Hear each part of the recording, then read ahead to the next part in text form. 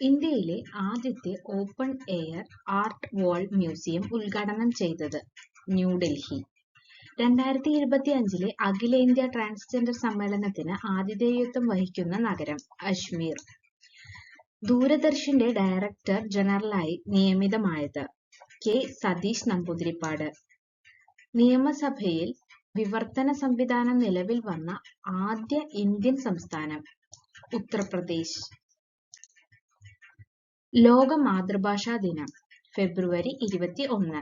2025 chief information officer സമ്മേളനം നടന്നത് ന്യൂഡൽഹി.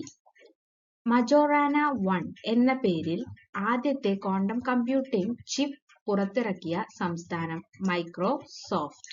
2025 വർഷത്തെ ഏറ്റവും മികച്ച പുതിയ കറൻസി നോട്ടിനുള്ള പുരസ്കാരം നേടിയത് UAE സെൻട്രൽ ബാങ്ക്. ചെന്നൈയിൽ വെച്ച് നടന്ന നാഷണൽ പാരാ അത്ലറ്റിക് ചാമ്പ്യൻഷിപ്പിൽ കിരീടം നേടിയത് ഹരിയാന.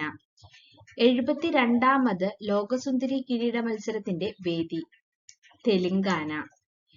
ഇന്ത്യ P-81 വിമാനങ്ങൾ വാങ്ങുന്നത് ഏതു രാജ്യത്തു നിന്നാണ്?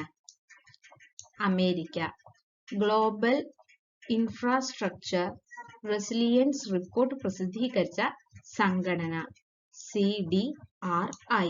Thank you.